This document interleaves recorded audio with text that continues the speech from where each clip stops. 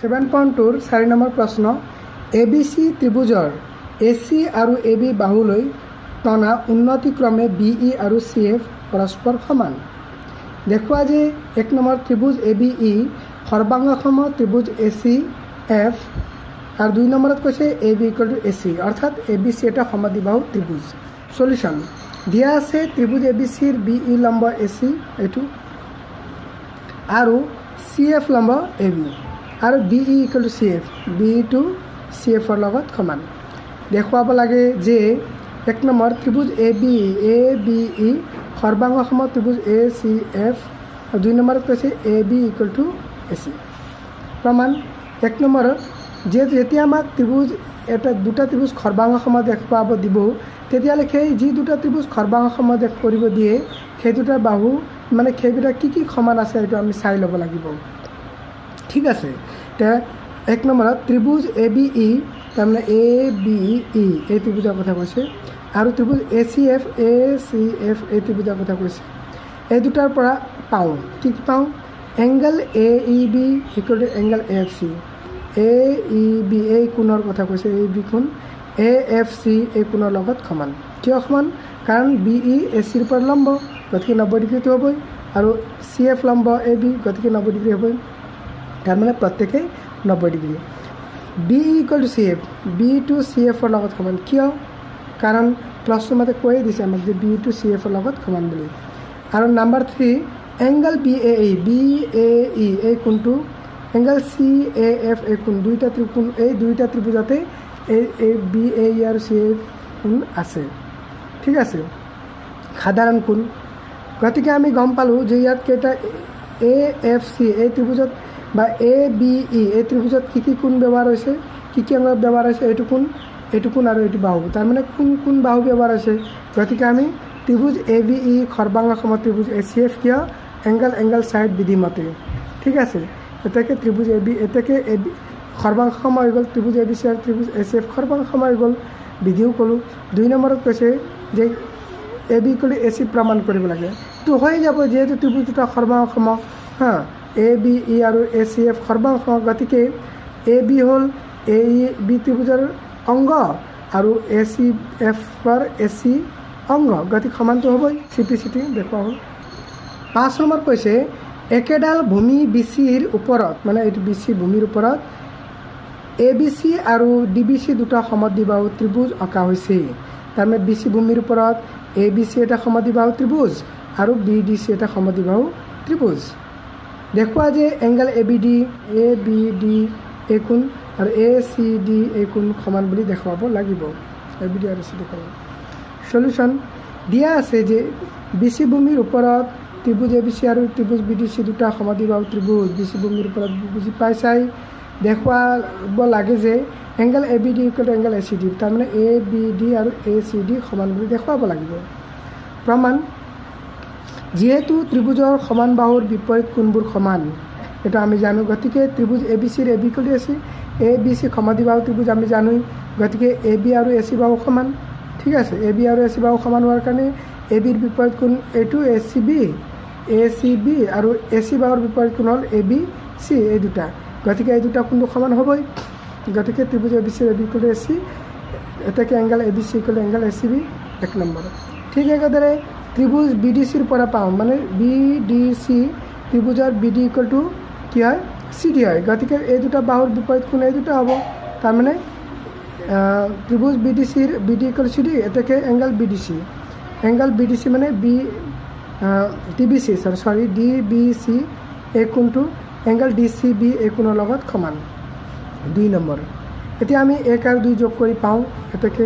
লেফ্টৰ লগতে প্লাছ হ'ব angle ABC টো এংগল DBC ৰ লগত প্লাছ আৰু ইকুৱেল চিন দিম আৰু এংগল ACB টো এংগল DCB ৰ লগত সমান। এইটো ACB + DCB আৰু এংগল ABC + এংগল DBC। ঠিক আছে, equal to angle ACB + angle DCB হ'লে কি হ'ব এংগল ABC মানে এইটো কোণ DBC মানে এইটো কোণ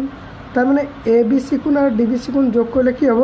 ABD কোণ হ'ব। ঠিক একেদৰে ACB কোণ এইটো কথা কৈছোঁ ACB কোণ তাৰমানে এইটো প্লাছ DCB কোণ এইটো কোণ ACB আৰু DCB যদি যোগ কৰোঁ ACD হ'ব তাৰমানে ACD এই কোণ গোটেইখিনি কোণ হ'ব গতিকে আমি ক'ব পাৰোঁ যে angle ABD equal to angle ACD ত্ৰিভুজ ABC এটা সমদ্বিবাহু ত্ৰিভুজ য'ত AB ইকুৱেল টু AC তাৰমানে ABC এটা সমদ্বিবাহু ত্ৰিভুজ য'ত AB আৰু AC সমান তাৰপিছত কৈছে যে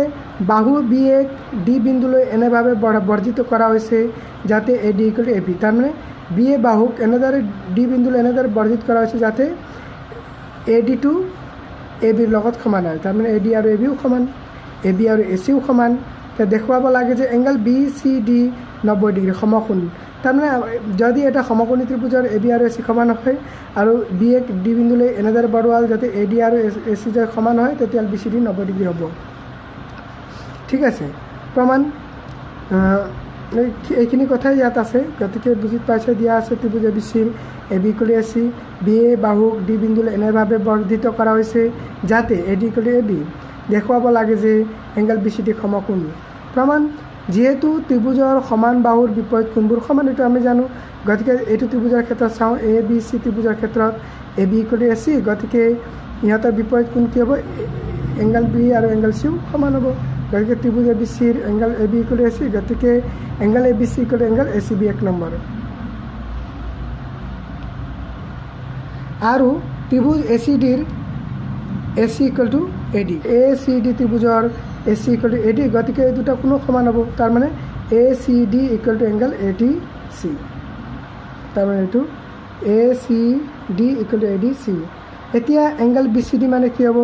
angle BCD equal to angle ACB plus ACD angle BCD মানে কি হ'ব ACB এইটো কোণ প্লাছ ACD এই কোণ তাৰমানে BCD কোণ পাবৰ কাৰণে এই দুটা কোণ যোগ কৰিব লাগিব ACB কোণটো ABC লগত সমান গতিকে ACB ঠাইত ABC লিখিব পাৰোঁ ঠিক একেদৰে ACD ঠাইত আমি ADC লিখিব পাৰোঁ গতিকে ACB ঠাইত ABC লিখিলোঁ আৰু ACD ঠাইত ADC লিখিলোঁ 1 আৰু 2 পৰা that implies BCD equal two ABC আৰু ADC যে যোগ কৰোঁ কি হ'ব ABC মানে আকৌ এনেকৈ লিখিব পাৰোঁ নে ABC এই কোণক আমি এনেকৈও লিখিব পাৰোঁ ABC মানে যিটো কোণ বুজায় DBC মানে সেই কোণকে বুজায় এতিয়া আপোনালোকে ভাবিব পাৰে যে ABC ঠাইত মই কিয় DBC লিখিছোঁ কাৰণ আমি এতিয়া মই দেখাব গৈ আছোঁ যে এইটো 90 ডিগ্ৰী বুলি দেখাব গৈ আছোঁ গতিকে ABC নহ'লে আমি DBC ল'লে সম্পূৰ্ণ ত্ৰিভুজকে বুজাব গতিকে DBC কোণ ল'লোঁ ঠিক একেদৰে ADC কোণৰ ঠাইত মই BDC কোণ ল'লোঁ ADC কোণৰ ঠাইত BDC কোণ ল'লোঁ ABC কোণৰ ঠাইত DBC কোণ ল'লোঁ এতিয়া ত্ৰিভুজ BCDৰ angle BCD plus angle DBC plus angle BDC equal to 180 degree কাৰণ কিয় ত্ৰিভুজৰ কোণৰ সমষ্টি ধৰ্মমতে ঠিক আছে তাৰমানে কোনটো ত্ৰিভুজৰ কথা কৈ বুজি তাৰমানে এইটো ত্ৰিভুজৰ কথা কৈছে BCD ত্ৰিভুজৰ angle DBC plus angle BCD plus angle BDC equal to 180 degree এতিয়া দ্যাট ইমপ্লাইজ BCDৰ ঠাইত আমি BCD লিখিলোঁ BC প্লাছ BDC মানে কি আছিল BCD আছিল হয়নে গতিকে আমি এই দুটা কোণৰ যোগফল BCD লিখিলোঁ 3 পৰা that implies twice angle BCD equal to 180 degree দুটা কোণ আছে গতিকে এংগল BCD ইকুৱেল টু 180/2 হ'ব that implies BCD equal two 180/2 মানে 2 180/2 মানে 90 এতেকে আমি ক'ব পাৰোঁ যে BCD কোণটো সমকোণ ঠিক আছে 7 নম্বৰ প্ৰশ্ন ABC এটা সমকোণী ত্ৰিভুজ য'ত এংগল A 90 ডিগ্ৰী এই কোণৰ কথা কৈছে আৰু AB equal to AC AB to AC ৰ লগত সমান এংগল B আৰু এংগল C নিৰ্ণয় কৰা দিয়া আছে ত্ৰিভুজ ABCৰ এংগল 90 ডিগ্ৰী আৰু AB ইকুৱেল টু AC তাৰমানে AB টু AC লগত সমান এংগল B আৰু এংগল C মান নিৰ্ণয় কৰিব লাগে এতিয়া যেহেতু ত্ৰিভুজৰ সমান বাহুৰ বিপৰীত কোণবোৰ সমান এতেকে ত্ৰিভুজ ABCৰ AB ইকুৱেল টু AC গতিকে ইহঁতৰ বিপৰীত কোণ AB ৰ বিপৰীত কোণ C AC ৰ বিপৰীত কোণ B গতিকে এই দুটাও সমান হ'ব গতিকে angle B equal to angle B equal to angle C ত্ৰিভুজ ABCৰ তিনিটা কোণৰ যোগফল 180 ডিগ্ৰী আমি জানো এই ত্ৰিভুজৰ তিনিটা কোণৰ angle A plus angle B plus angle C 180 degree angle A plus angle B plus angle C 180 কাৰণ ত্ৰিভুজৰ কোণৰ তিনিটা কোণৰ সমষ্টি 180 ডিগ্ৰী তে এংগল A মানে 90 ডিগ্ৰী দিয়াই আছে প্লাছ এংগল B মানে এংগল B লিখিলোঁ এংগল C ঠাইত মই এংগল B লিখিছোঁ ইকুৱেল টু 180 ডিগ্ৰী একৰ পৰা দেন 90 সিফালে লৈ গ'লোঁ 90 এইফালে লৈ গ'লে কি হ'ব 180 - 90 হ'ব এইফালে B plus B twice B ঠিক আছে এংগল বি ইকুৱেল টু 90/2 মানে 45 degree angle B equal to 40 angle B equal to কি হ'ব 45 যেহেতু এংগল বি আৰু এংগল চি সমান গতিকে এংগল বি 45 মানে এংগল চিও 45 ডিগ্ৰী হ'ব 8 নম্বৰ প্ৰশ্ন দেখুৱা যে সমবাহু ত্ৰিভুজ এটাৰ প্ৰতিটো কোণে 60 ডিগ্ৰী সমান এ বি চি এটা সমবাহু ত্ৰিভুজ দেখুৱাব লাগে যে angle A equal to angle B equal to angle C 60 degree এতিয়া যেহেতু ত্ৰিভুজৰ সমান বাহুৰ বিপৰীত কোণবোৰ সমান এটাকে ত্ৰিভুজ এ বি চিৰ A B equal to B C equal to A C তিনিওটা বাহুৱে সমান গতিকে তিনিওটা কোণে কি হ'ব সমান হ'ব angle A equal to angle B equal to angle C 1 number দিলোঁ এতিয়া ত্ৰিভুজ এ বি চিৰ angle A plus angle B plus angle C 180 degree কিয় যেহেতু ত্ৰিভুজৰ তিনিটা কোণৰ সমষ্টি 180 ডিগ্ৰী হ'ল এতিয়া angle A to angle A লিখিলোঁ এংগল বি আৰু এংগল চি ঠাইত এংগল এ লিখিব পাৰোঁ কাৰণ তিনিটা কোণে সমান ইকুৱেল টু 180 ডিগ্ৰী এতিয়া angle A plus angle A thrice angle A হ'ব equal to 180 degree angle A equal to 180/3 equal to 60 degree মানে কাটাকাটি 60 ডিগ্ৰী হ'ব that implies angle A equal to 60 degree এটাকে angle A equal to angle B equal to angle C equal to 60 degree ঠিক আছে আজিৰ ভিডিঅ'টো ইমানতে সামৰণি মাৰিলোঁ